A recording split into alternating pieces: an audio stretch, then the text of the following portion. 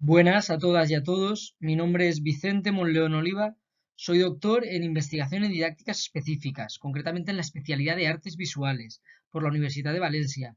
Y en esta ocasión voy a compartir con todos ustedes y con todas ustedes una videocomunicación titulada La serie Veneno y sus aplicaciones educativas. En este caso para el evento Civinedu 2022, es decir, el sexto Congreso Internacional Virtual en Investigación e Innovación Educativa.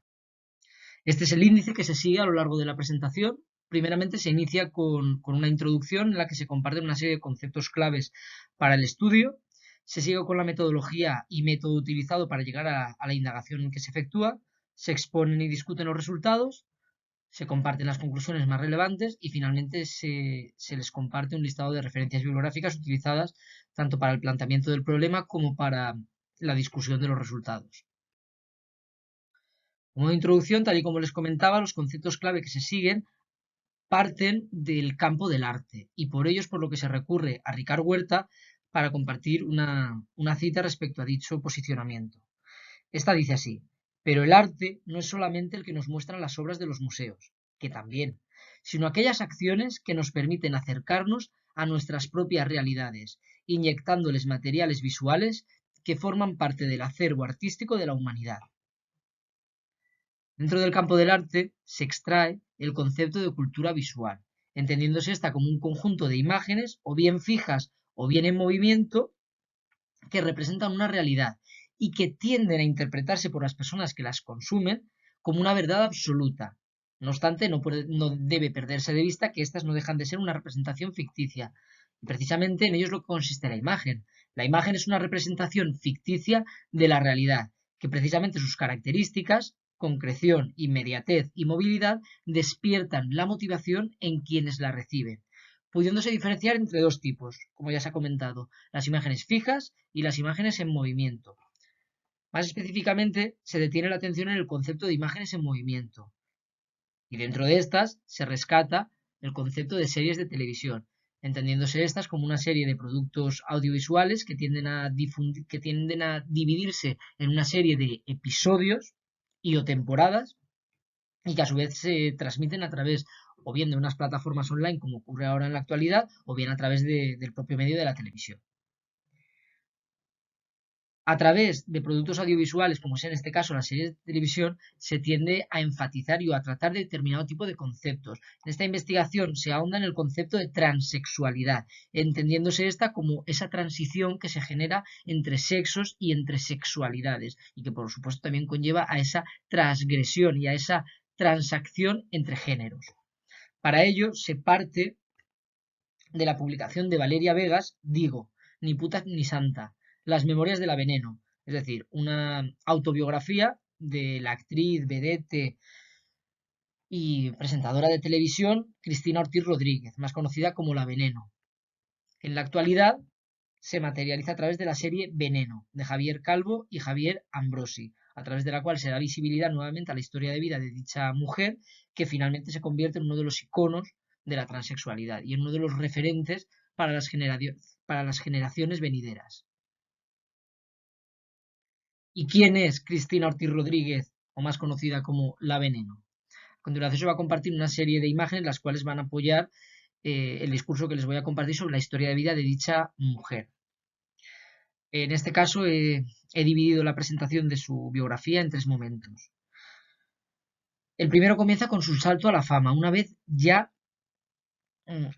es concebida como mujer transexual, ya ha generado su transición y ya es considerada completamente como una mujer. Esto ocurre en el año 1996, cuando Faela Sainz, una periodista del programa Esta noche cruzamos el Mississippi, el cual es presentado por Pepe Navarro, es descubierta en el Parque del Oeste cuando ejercía la prostitución, que era la profesión a la que prácticamente se debían dedicar casi todas las mujeres transexuales debido a la discriminación y marginación social que les suponía dicha condición.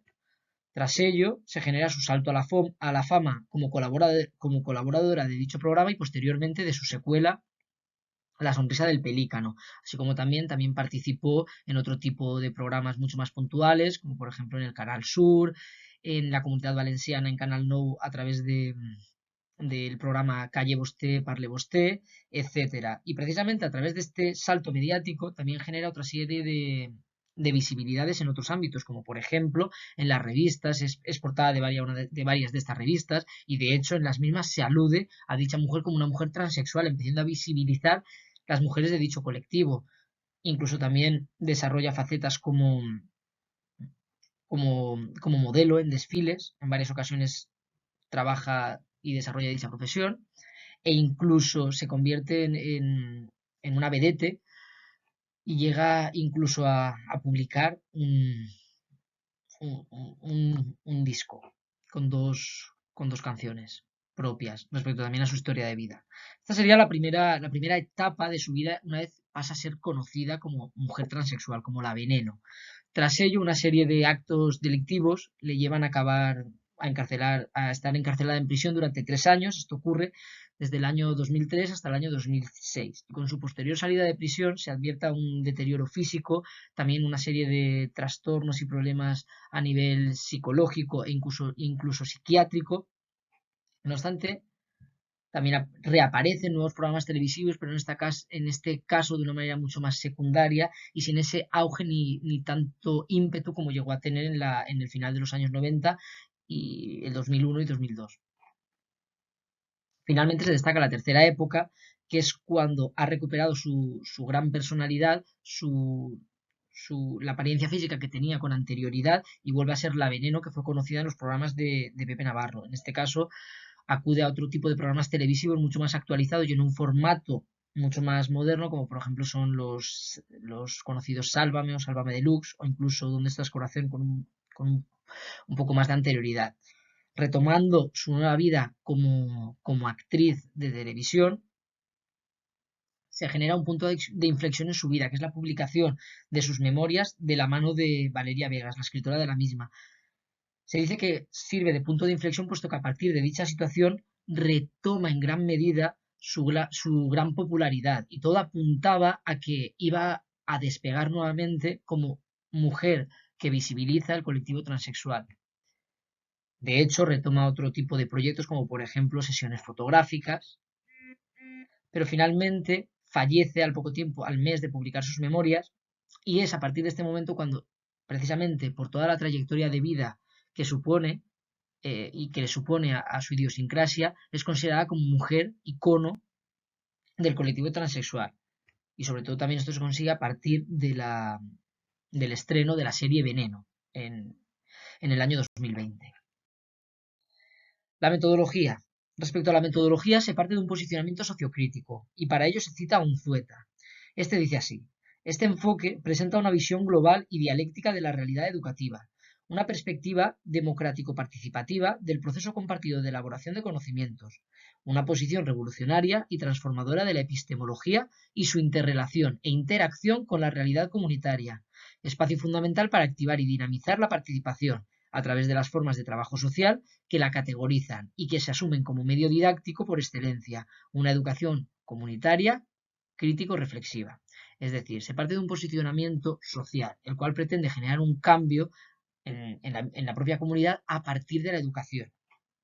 En este caso se pretende utilizar la educación a través del consumo activo de los audiovisuales, en este caso la serie Veneno, para desmitificar los estereotipos asociados con la mujer transexual y para empoderarla y normalizar su situación en la propia cotidianidad occidental. No obstante, este posicionamiento sociocrítico, debido al corte que introduce con respecto al tratamiento de temas de diversidad sexual, también parte de un posicionamiento queer. Todo ello se ahonda con una metodología cualitativa, entendiéndose esta como aquella que analiza los discursos visuales y discursos lingüísticos. Es decir, se efectúa con un método de revisión crítica del discurso cinematográfico, o en este caso el discurso del serial televisivo. Pero también hay un cierto corte de la metodología artística, puesto que, como les comentaba anteriormente, el audiovisual es una especie de imagen que forma parte de la cultura visual y que a la vez es como entendida como uno de los apéndices que tiene el propio arte.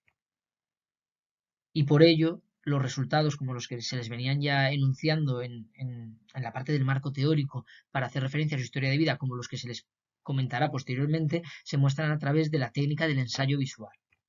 Esta combinación entre metodología cualitativa y metodología artística es lo que lleva a hablar de la pluralidad metodológica, como la que defiende Alonso Sanz en su publicación del 2013. Para los resultados y la discusión de los mismos, se destacan dos tipos de variables, las cuales son detectadas en el audiovisual y analizadas. Una de ellas es los mensajes de empoderamiento hacia las mujeres trans.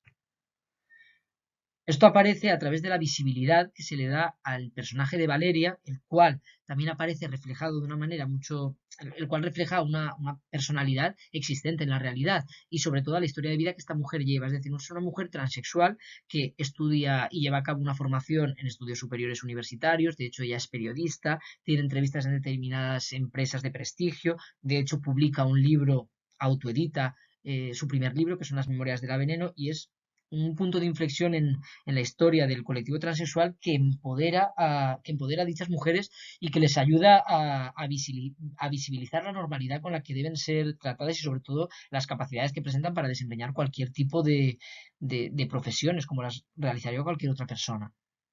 Esto también ocurre a través del personaje. En el audiovisual no se le asigna ningún nombre, pero es interpretado por Samantha Hudson, que en este caso dicho personaje ocupa el rol de una bibliotecaria o dependiente de librería, que nuevamente viene a recordar que las mujeres transexuales no solo tienen que quedar relegadas a ese ámbito marginal de la prostitución, como se refleja a través de la historia de vida de Cristina, sino que en la actualidad presentan muchas más oportunidades y posibilidades, y las cuales se les tiene que brindar desde la propia comunidad, partiendo de la normalidad que se les debe facilitar. No obstante, también a través de dicho producto audiovisual, de una manera mucho más visual, como por ejemplo ocurre en el capítulo 6, en el que se narra el viaje de Cristina a Canarias para inaugurar uno de los sex shops, aparecen determinadas figuras que no se etiquetan ni como hombres ni como mujeres, ni como mujeres transexuales, ni como mujeres heterosexuales o mujeres simplemente, sino que se empieza a hablar del género no binario. Directamente este concepto no se introduce de una manera lingüística, pero eso que ocurre visualmente, como se especifica en la imagen que se les comparte en la parte inferior.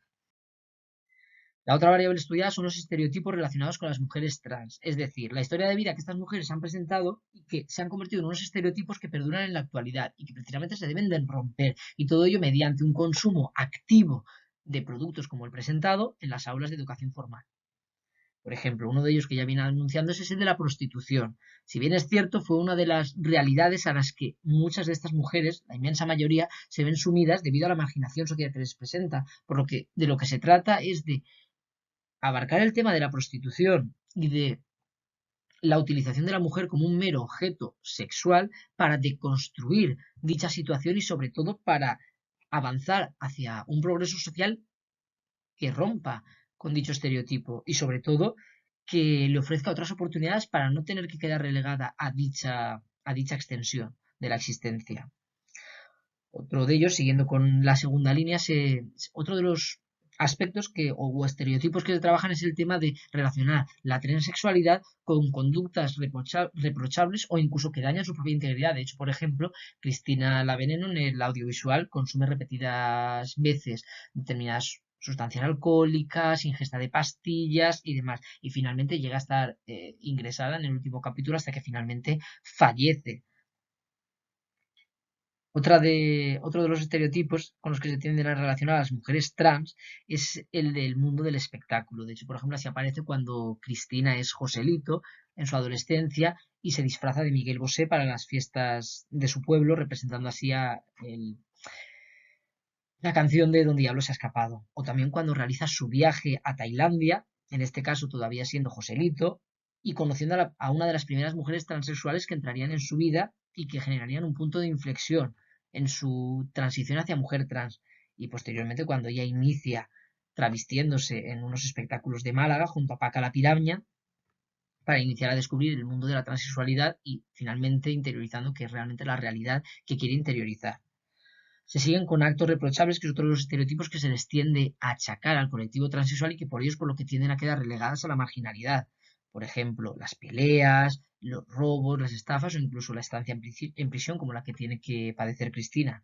Y finalmente, la violencia de género, que es otro de los aspectos que debe ser sumamente trabajado. De hecho, Cristina en el audiovisual presentado es atacada y violentada en todas las etapas de su vida, como niño, como adolescente, como mujer generando una transición, como mujer transexual, como mujer adulta y demás, por lo que es una situación que debe ser abordada desde las aulas, desde el diálogo, la reflexión y sobre todo desde la empatía social para generar un cambio y una concienciación a nivel de ciudadanía.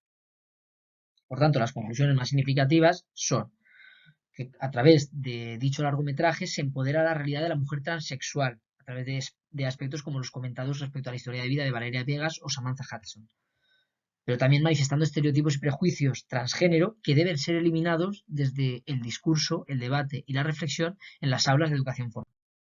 Aquí se les comparte el listado de referencias utilizadas para elaborar dicha presentación y el trabajo que posteriormente tendrán accesible a través de dicho evento. Y finalmente, únicamente me queda darles muchas gracias por su atención y tal y como diría Cristina La Veneno, les mando un digo,